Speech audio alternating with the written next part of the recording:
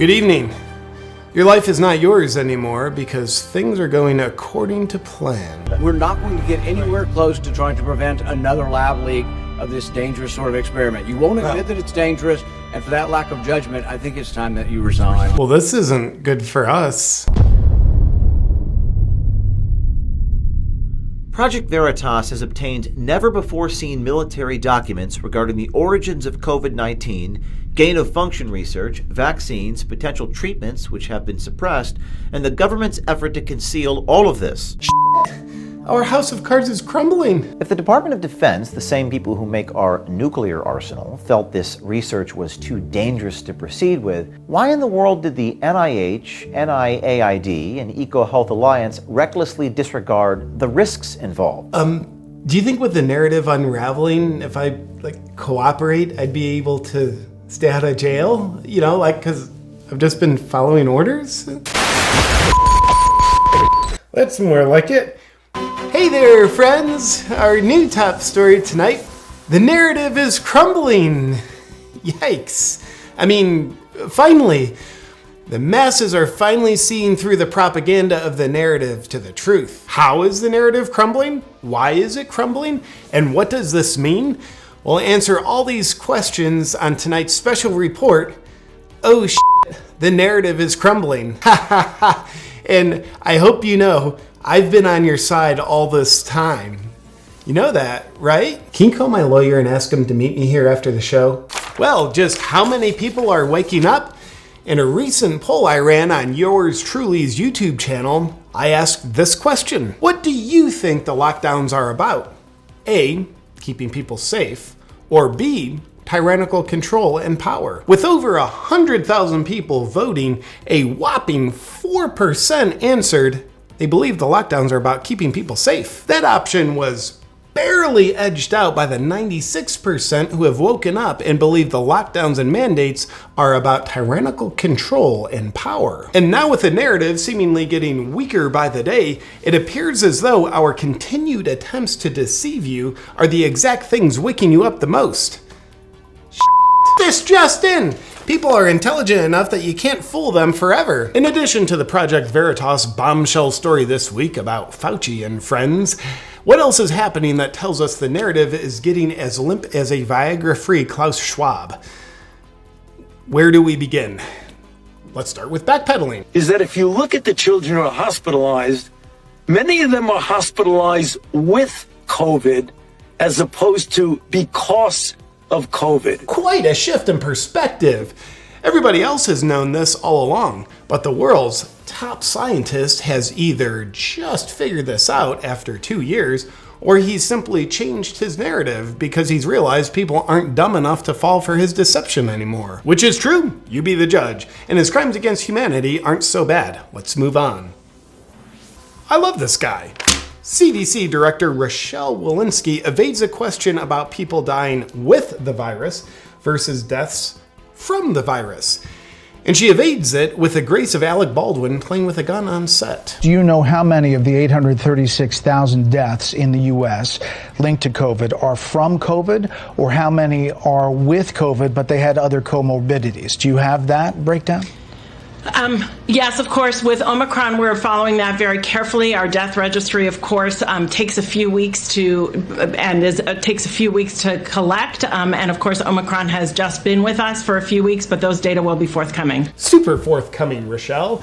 She's bright enough to figure out how to not know the answer to almost any question she doesn't want to answer. On the brighter side, Walensky has become a leader in the women's equality movement, inspiring women everywhere to know they can be just as much of a lying tyrannical scumbag as a man can. Oh, and there she is too. Moving along. The top science fiction author in the country right now, the CDC, has been instrumental in writing so much of the now failing narrative. Accordingly, the CDC has changed their super scientific recommendations when someone tests positive for how long they need to be isolated for / psychologically damaged for, changing their command from 10 days to 5 days. Hashtag lack of social connection is the first step in mass formation psychosis. Now watch this boring clip of CDC Director Rochelle Walensky. Consideration in not requiring a negative test after these 5 days because there aren't enough tests to go around in this country? You know, we make these recommendations in the context of science, in the context of ongoing epidemiology, and in the context of what is feasible in collaboration with our public health and local and state public health partners. And through that discussion and through the discussions within CDC with our own subject matter experts and with the FDA, we made the recommendation, you know, these tests are actually not authorized for the purpose of evaluating contagiousness. She said 5 times in that short answer, which typically means someone's having to think really hard about what to say and not say. But when someone is speaking what's called truth, it's much easier because there's simply nothing to hide and therefore nothing to filter out with the net. Oh, and also, what was that last thing she said? You know, these tests are actually not authorized for the purpose of evaluating contagiousness. Got it. The tests aren't authorized to evaluate contagiousness. The brilliance of the narrative is really off the charts on this one, as we're continuously told we need to be nasally raped repeatedly in order to control the spread of this uncontrollable disease, which is called contagiousness, while doing so using a test not authorized to evaluate contagiousness. According to Rochelle Walensky, who is very qualified for her job, by the way, because she is not a man and may or may not be white. I can't tell. Even CNN now says the CDC is a punchline, which is kind of like an obese person calling you fat. Check it out. Recognizing the CDC has turned into a punchline. It is so sad, but it's true. The CDC has turned into a punchline. And in Let's Keep the Truth from the Public news, the FDA asked a court for 75 years to keep Pfizer's safety data concealed from the public before they have to reveal it. Nothing fishy about that. That's like if your wife asks you, "Are you cheating on me?" And you say, "I'll answer that question in 75 years. There is nothing suspicious about that. But for some reason, the public thinks the FDA and their pharmaceutical cohorts are trying to hide something when they see them trying to hide something. Very paranoid. Nonetheless, a judge has not granted them 75 years. The FDA has been ordered to reveal it all in 8 months. Still too long. But let's get those sales up while we can before something is exposed that they'd rather keep hidden for 3/4 of a century. And a major factor that's causing the narrative to decompose has been the truth that's been exposed on the Joe Rogan podcast recently. With 2 of the most credible doctors you can find, that we didn't want you to find, Dr. Peter McCullough and Dr. Robert Malone, single-handedly causing a shift in consciousness about the narrative. Dude, are the Clintons gonna take care of these guys or not? With freedom of speech, open debate always leads to the best, most truthful ideas winning out. The only purpose of censorship is to hide the truth, so a worse idea built on lies can win. And because free speech has been replaced with censored speech, Dr. Malone's appearance on Joe Rogan's podcast was so important that Congressman Troy Niels submitted the transcript to the congressional record so that big tech can never restrict people from receiving the information. This just in! The Supreme Court has just blocked Joe Biden's vax mandate. It's all crumbling down. A few months ago, those who try to control the narrative threw Joe Rogan under the bus, smearing him for successfully using alternative treatments instead of him being blindly obedient. Big mistake. What they actually did was wake up a f***ing dragon. Joe Rogan, who is a man of the people, now seems to be more dedicated than ever to exposing their lies with the light of truth. It's kind of like the authoritarians took Liam Neeson's daughter. It spelled the beginning of the end for them. Now, instead of the few who control the narrative controlling the people with the narrative, the people are controlling the narrative based on where they're putting their attention. How so? Recent stats show each episode of Joe Rogan's podcast gets 13 times the viewership of CNN, making it the #1 source of news, well, in the world. For some reason, people would rather hear truth and sincerity than lies and deception. Doesn't make any sense. But what that means is the news source that people are now trusting the most is a first of its kind, never seen before thing called a trusted news source. Why do people now ignore CNN and trust Joe Rogan? Well, according to Dr. Jordan Peterson, it's because he doesn't lie or talk down to his audience or manipulate for his own narrow advantage. Little do they know that Mr. Horst Wormer himself is trying to manipulate people into doing their own thinking and following their own hearts. What a deranged maniac. Why can't Spotify censor this guy? Nothing good ever comes from free speech. What else is a sign that the narrative is crumbling like a fully compliant soccer player on the field in Europe? Fauci almost accidentally told the truth about his partnership with a certain group of people. Watch. We had a collaboration with some Chinese scientists. Would everybody quit saying the quiet part out loud, for God's sakes?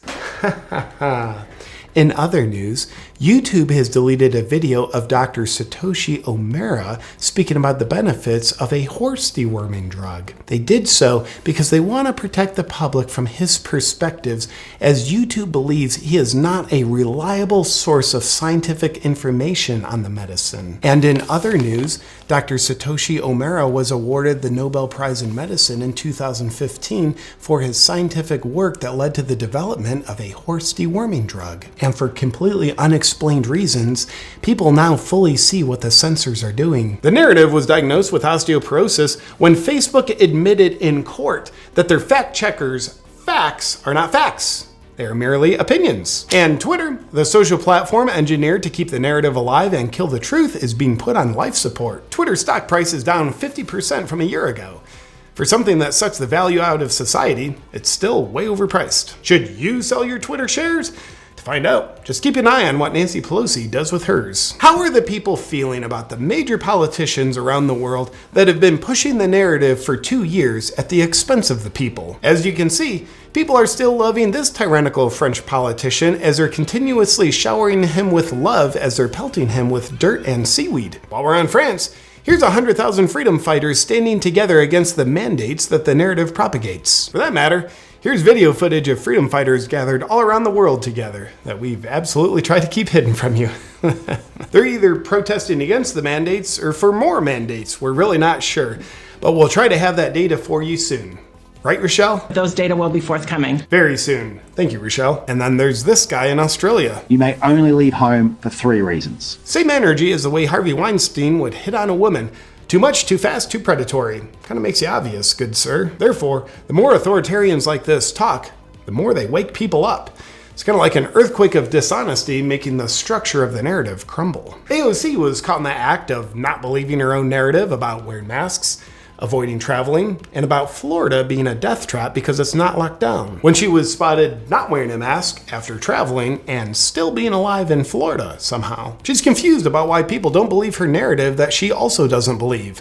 I guess it's because people would rather date her than believe her. And most powerfully, here's a brave Canadian woman speaking on behalf of, well, all of us, to authoritarian dictator Justin Trudeau. You've sold us out to globalism. Okay. You are not working for Canada. You are working for your globalist partners. I wonder how much they're paying you to betray Canada. What do we do with traitors in Canada, Mr. Trudeau? We used to hang them for treason. And you're doing that very same thing to us now. We know what you're doing. Oh, also, remember Project Veritas's bombshell report at the beginning of the program? Well, for good reason, Project Veritas founder James O'Keefe has come out and said this. So we're meeting with various senators here in Washington, D.C. after the Anthony Fauci hearing this morning and the Department of Defense documents that we released showing that he apparently lied in his testimony. Let me just say that I'm not suicidal. I love my life. Not suicidal?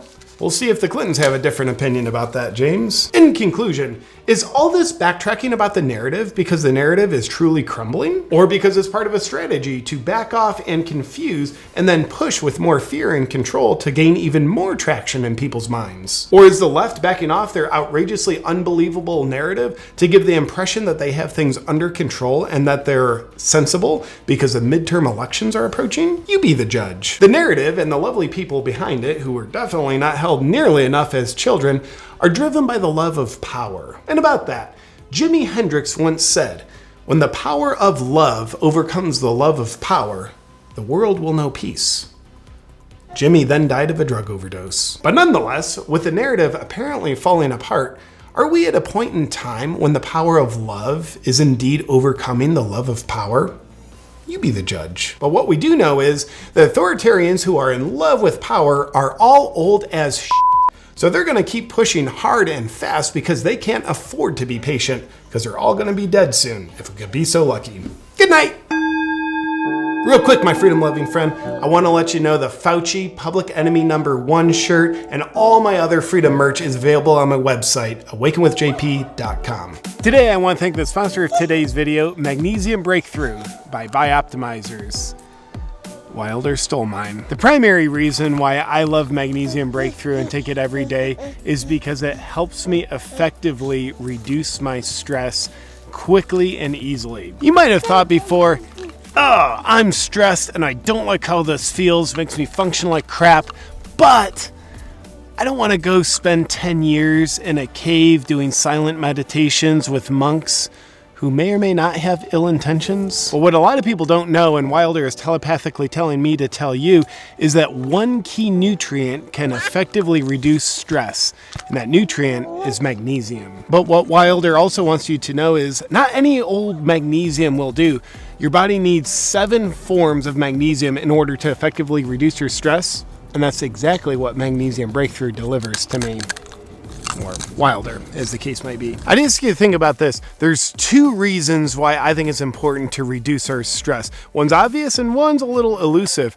The obvious is when we reduce our stress, it gives us a better quality of life. We feel better in our mind and body. And the second reason why I think it's critical to reduce our stress, even more important than the first reason, is it benefits the people around us that we care about. I know when I've got my stress under control, I'm more emotionally available and happy with the people around me. So it's like I can easily give them more of my best and more of my heart. And Magnesium Breakthrough helps me do just that. That's one of the reasons why it's in my daily routine. To start reducing your stress so you can feel and function your best, just go to magnesiumbreakthrough.com/JP and be sure to use the discount code JP2021 for a healthy discount.